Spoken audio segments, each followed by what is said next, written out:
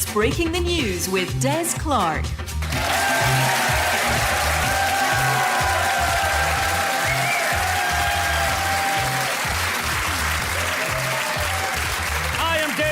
And this is Breaking the News, the show that breaks the week's news and asks four opinionated panellists to put it back together again. And joining me this week is stand-up and writer Jay Lafferty, and with her is comedian Bruce Devlin. And facing off against them is comedian Ria Lina, and joining her is stand-up Connor Burns. In the news this week, a mum has revealed that she spent £1,800 a year to feed her son's cheese addiction after he went viral with a video of him grating a block of cheddar into his mouth. It had to be a video because he's very hard to photograph, as every time you tell him to say cheese, he just asks if you've got any. We do feel for the boy. Like all addicts, he started on the soft cheeses before progressing onto the really hard stuff. Online travel agent On the Beach has launched legal action against Ryanair, accusing the budget airline of market abuse. Ryanair's legal team admit they have a strong case, but say it will cost them £60 to bring it on.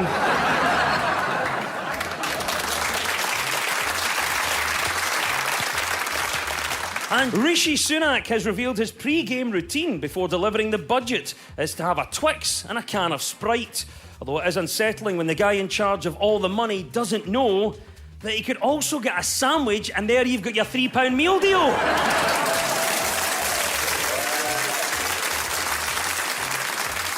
Right, you've met our panel. Let's crack on with round one.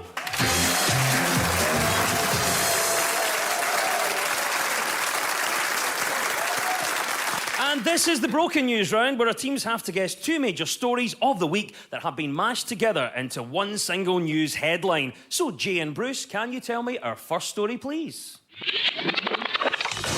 The COP26 summit in Glasgow is a massive mess. The Scottish Government have given Susan Aitken until 5 o'clock tonight to accept an offer. But with caveats. Scotland's Transport Minister Graham Day said he was not optimistic panic would be avoided. It's COP26, isn't it? And I'm delighted that Ria was able to join us via an aeroplane today, so that's good. The festival of hypocrisy that is COP26. Yes. Is the right answer. Would it have not been more groundbreaking and innovative to do it all online as opposed to everyone flying in, shutting down Glasgow when the little Glaswegians can't cope at the best of times? Yes, Glasgow is gearing up to host COP26, and its council leader, Susan Aitken, has said the city is ready, but with caveats. The main one appearing to be that we have to pretend the whole city has been decorated for Halloween.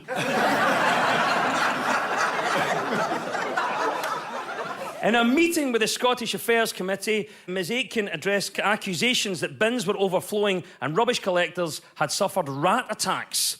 Here we go with COP26. It's obviously a big topic of conversation. The first question, though, Jay, is, should it actually be going ahead?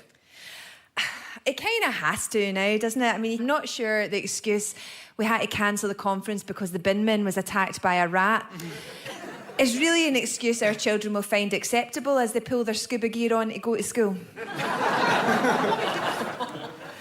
I think Glasgow's a great place to have it. This is your time to shine, all right? There's only three types of people in the world that are going to convince people that something needs to be done. The Belarusians, the Northern Irish, and the Glaswegians, all right? You're the only three that are going to scare the... If you can terrorize a terrorist who has set themselves on fire in the airport, you can get this done. Here we go. Make us proud, Glasgow. Come on.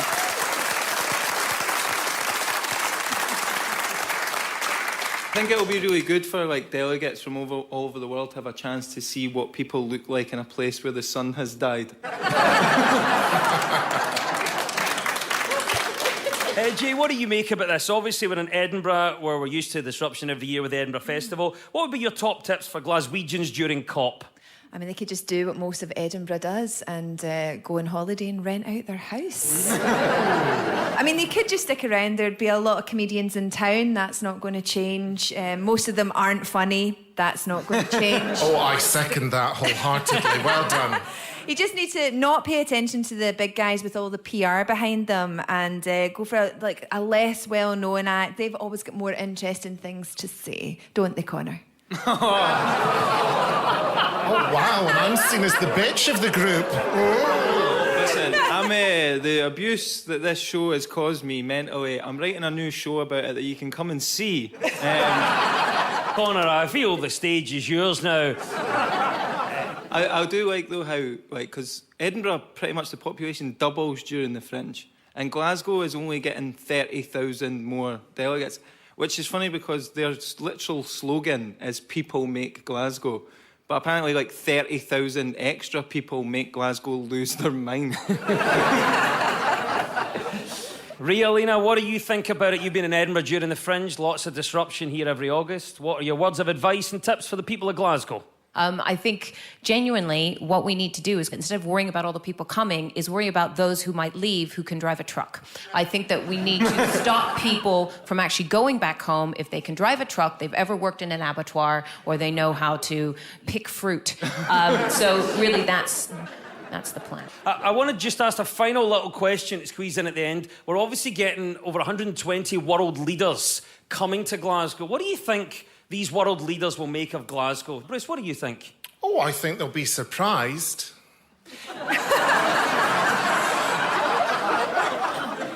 Jay. Yes. What do you think all these world leaders could make of Glasgow?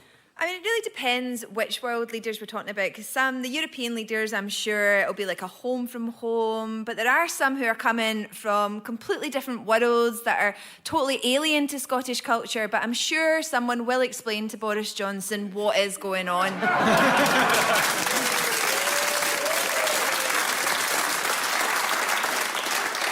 Glasgow gearing up for the COP26 climate change conference is correct. Well done, Jay and Bruce. You get 2 points for that. Now to you, Ria and Connor. What was the other story we were after? It was about a 5 o'clock deadline on Wednesday, which was the RMT union deciding whether or not to strike during COP26 in addition to every Sunday in, like, forever. That seems to be the issue. It is the news that strike action, which threatened to cripple rail services in Scotland during COP26, has been called off after the RMT accepted a pay deal. It also means an end to Sunday strikes, which have been ongoing since March. Of course, if RMT members had gone on strike, ScotRail would have run both a reduced service and the world's hardest spot the difference competition. So, Connor, what do you think about this? Obviously, this has been a story that's rumbled on for the past few weeks. It looked like we're going to have a strike. We're not now. Are you surprised by the outcome? I'm really surprised by the outcome because I'm Scottish. I'm genuinely surprised that trains can run. I thought it was just a big tube that you sat in before you got put on a bus.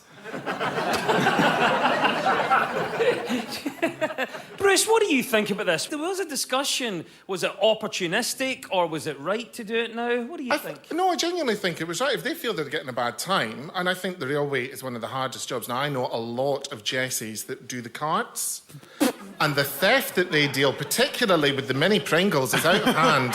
They are not getting any support for that, and they have to pay for it. Apparently, it's not too bad with chocolate because they can buy multi-packs themselves, but the crisps, apparently, wholesale are really expensive. So I feel a lot for my fellow sisters in the service industry.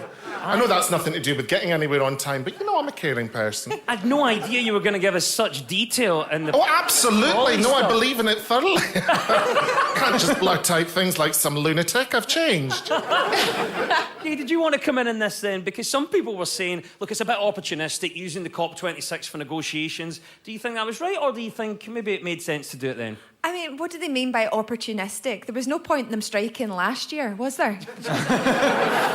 Nobody was going anywhere. Perfect timing is being opportunistic. Like, you've got the supply and demand. Like, if you're going to demand something, do it when there's pressure on. Like, when you were wee, you would always ask your mum for stuff when your pal was over, because you know that she can't shout at them. They've played an absolute blinder. The world's media is here, and you're like, "Oh, you're gonna shout at us in front of Joe Biden?" I don't think so. Your mum's a softie. Alan Sugar is in the house. Supply and demand. Look at you up on all the jargon. Yes. I was actually a bit gutted when they said that they'd taken the deal, because I feel like they've robbed us of getting to see Joe Biden and Boris Johnson getting a dinghy up the Clyde, like in Still Game. Yeah, but the risk is Priti Patel would shoot them down, so they can't put them anywhere near the water. Am I immigrant on the water. No. Rail staff are threatened to begin the strike as early as next week, but said this could be delayed if it turned out there were leaves on the picket line.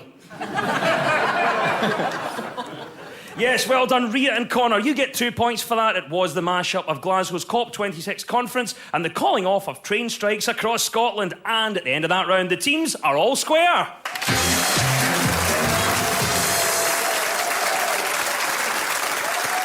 Now, so much of our news is about public opinion, and this week we spoke to artist and storyteller Tyrion Boyd and model and actor Eunice Olamide. So, Rhea and Connor, what story do you think Eunice is on about here? So this guy, he clearly didn't have enough toys when he was younger. I would say there's more than enough amusement right here where we are. Nah, I didn't think so, pal. You'll no see me over there or up there. You'll find me right here. Is this Jeff Bezos, Amazon billionaire, wants to build a business park in space? It is the news that space tourism company owned by Amazon founder Jeff Bezos has announced plans to launch a commercial space station. The station will be named Orbital Reef, and the company claims that it will be a mixed-use business park running by the end of the decade. It's funny how, like, he's putting all this money, as he says, he's got to put $1 billion a year into building a business park. He's going to go up there. They're building a new, like, international space station. Can you imagine how much further humanity would be behind if his dad just used to tell him that he loved them? Rhea, do you think this is a good idea? Yeah, sure. Why not? You know what? Planet is burning. We're starving. We're dying. Why not spend billions to send movie makers into space so they can make films that they've been doing successfully in studios since, like, the 1960s? I don't know if you saw that iconic film, The Moon Landing, starring Armstrong and Aldrin. But they've been making movies in space without going to space for years. But yeah, why not? I also love the idea that it's a space business park. If it's anything like our business parks, there'll definitely be a B&Q and a carpet right.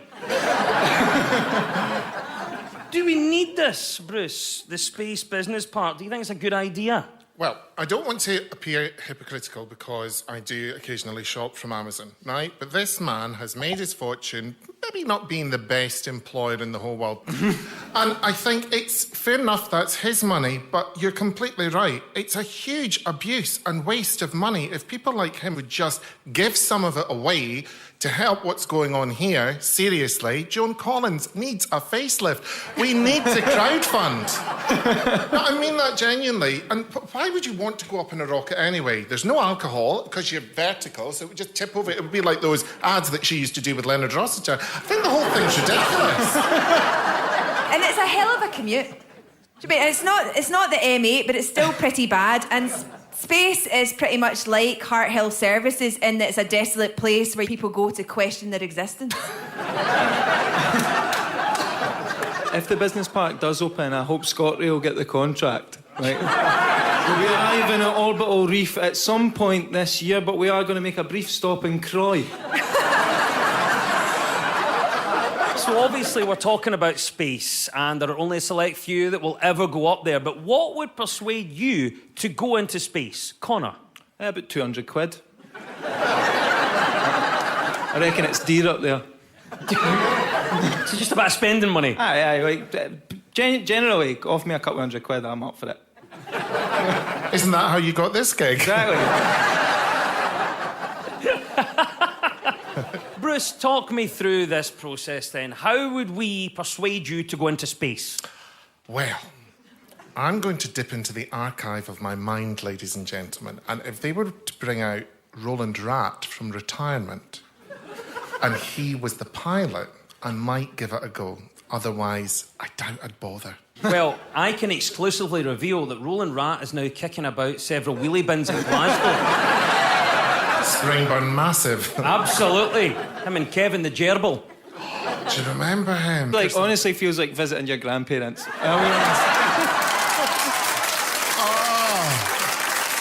ageism.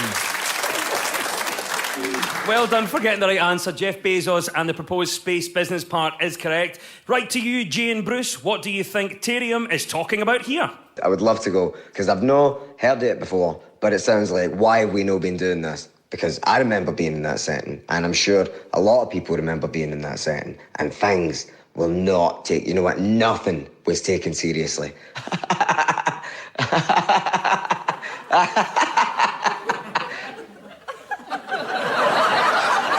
Who was that? If you've been affected by anything you've heard, please contact BBC Radio Scotland.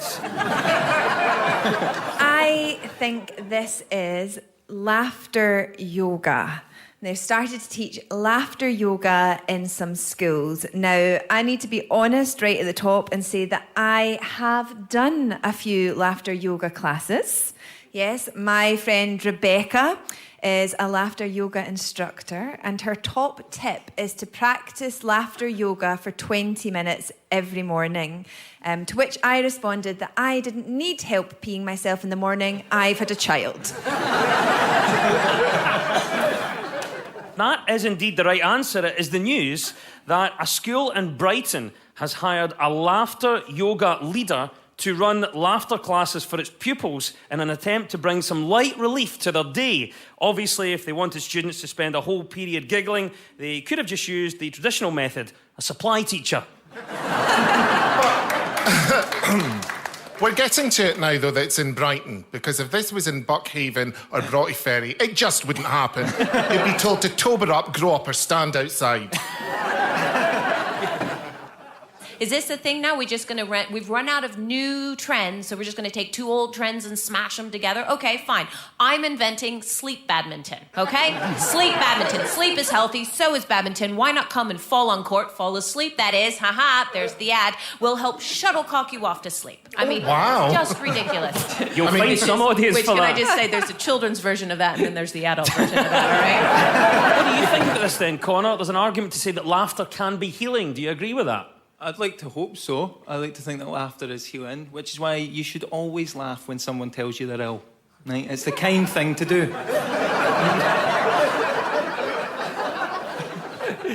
Rhea, well, obviously maybe not such a fan of yoga laughter as such, but do you think generally, Rhea, laughter can be healing? Laughter yoke. Sorry, it's like it's a big pile of downward-facing dog feces. It really makes me angry. But anyway, laughter itself, yeah, I think it can be healing in the right hands. Okay, it's positive. Well, I mean, you know, obviously it is positive, not when it's directed at you, right, Connor? But You're on my team. I know. I only just met you, but.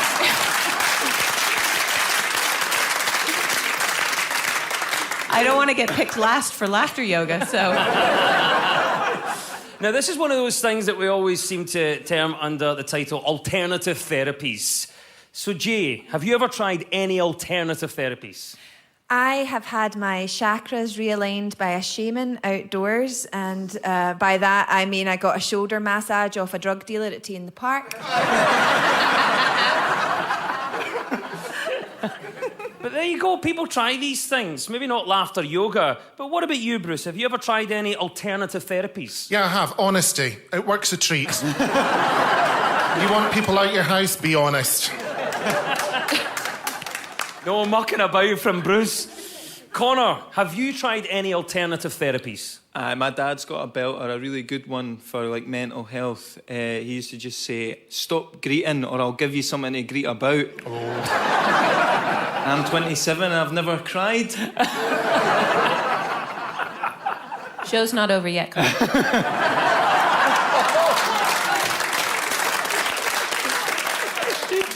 The use of laughter yoga in school is the right answer. And 2 points goes to Jay and Bruce.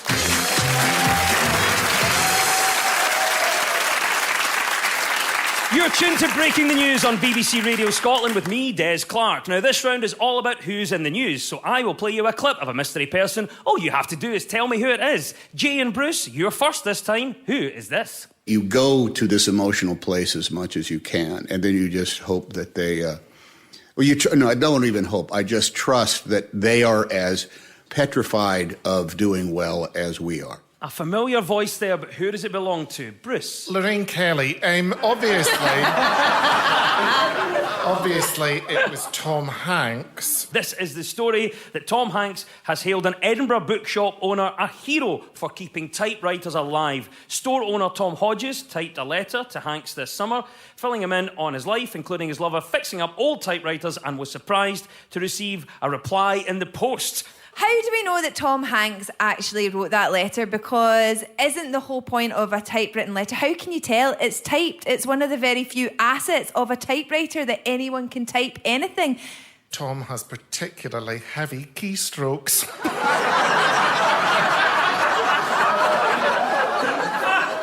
They've been independently verified.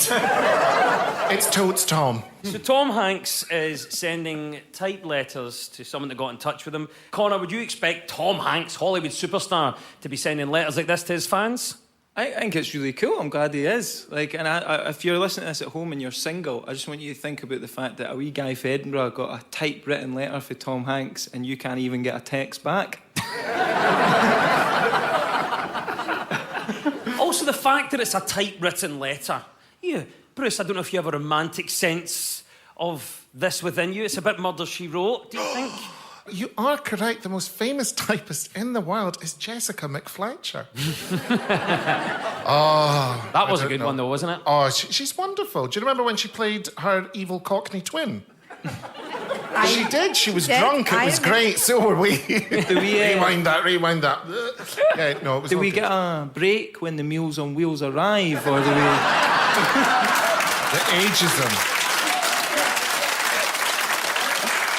I feel like we should actually check that Connor knows what we're talking about, because I feel like he keeps referring to you to his grandparents. But do you know what a typewriter is, Connor? Because you're under 30, and we're talking about, like, do you know what a typewriter is? Do you know what this story is? Do you know who Tom Hanks is? Yes, I know who Tom Hanks is. What we found out about this is that Tom Hanks is an avid collector of typewriters. So let's find out a little bit more about our guest this week. Bruce Devlin, what do you collect? Compliments, believe it or not. Compliments and memories. Oh, that's lovely.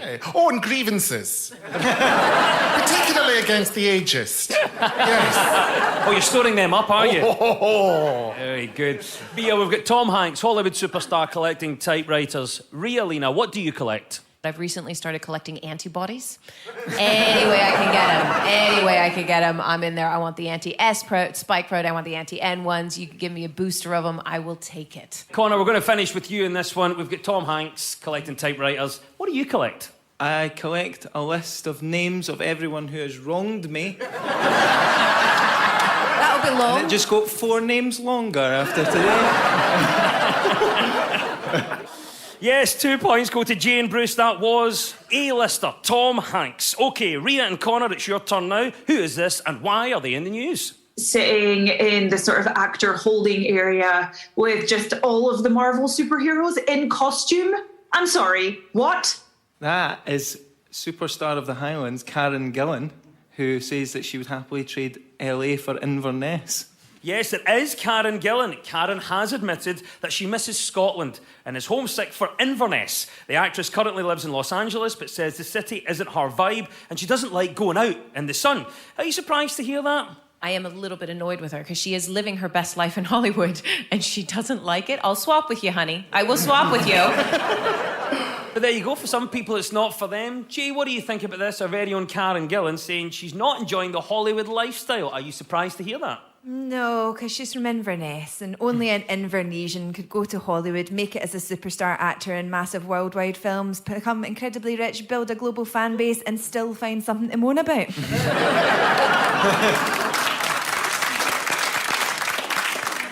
Well, it is a bit of homesickness. What do you think about this then, Bruce? You've got Karen Gillan saying she's not enjoying Hollywood and that lifestyle. Are you surprised to hear that? Well, the whole thing makes me sick. She's overprivileged and she's whining, and Primark and Inverness are looking for Christmas temps. So put your money where your mouth is and move back then.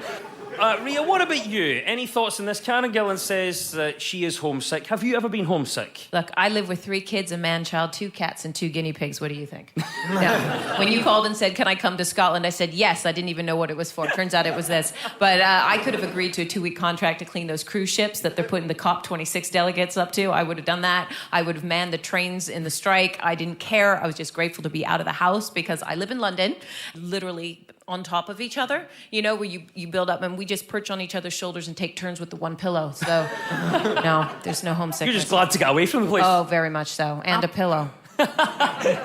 Jay, I'll give you a go on this one. How could we make Hollywood more like the Highlands? We could put a smaller sign next to the Hollywood sign and have it written in Gaelic. That would work. Hollywood twinned with Croy.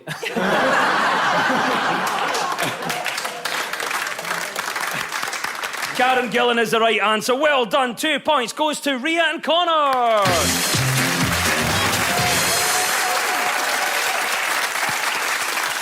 And it's time now for our final quickfire round, which is all about deciphering the numbers in the news. So I will read out a headline. All the teams have to do is fill in the blanks. So get ready, teams. When we run out of time, you'll hear this. Well, you can't grow concrete. There you go. That is Insulate Britain's Cameron Ford there, stating the obvious. Let's go, teams. Fingers on buzzers. £8 million needed for what? Jay. Is it to buy a coffee in the new St James Quarter? £8 million needed for what? Rhea. Accommodation in Glasgow during COP26. £8 million needed for what? Connor. Is it a peak return from Edinburgh to Glasgow? £8 million needed for what? Bruce. Retiring. £8 million needed for what? Connor. 4 tickets to see Adele. The correct answer is this. £8 million needed for a superhighway for red squirrels in Wester Ross. Well, you can't grow concrete. Oh, there we go. We're out of time. That is the klaxon Cameron has forwarded, which means it's all over. And at the end of the quiz, our winners this week are Rhea, Lena and Connor Byrne! Commiserations to Jay Lafferty and Bruce Devlin! And we'll leave you with the breaking news. Breaking news just in. Toy Story has come top of a survey of Brits' most loved family films. In second place was Frozen, the story of a land plunged into perpetual winter, inspired by the writer's time living in Kirkcaldy. The government says it will force water companies to make a progressive reduction in the sewage it dumps in rivers. Water companies have refused to say where they now dump their sewage, although the Loch Ness Monster's autopsy may shed some light. And Scottish scientists are investigating the potential for scorpion venom to combat the threat of new COVID variants. They say the plan is for everyone to carry a scorpion around with them. And if that doesn't keep people 2 metres away from each other, then nothing will. The news is broken. I've been Des Clark. Goodbye.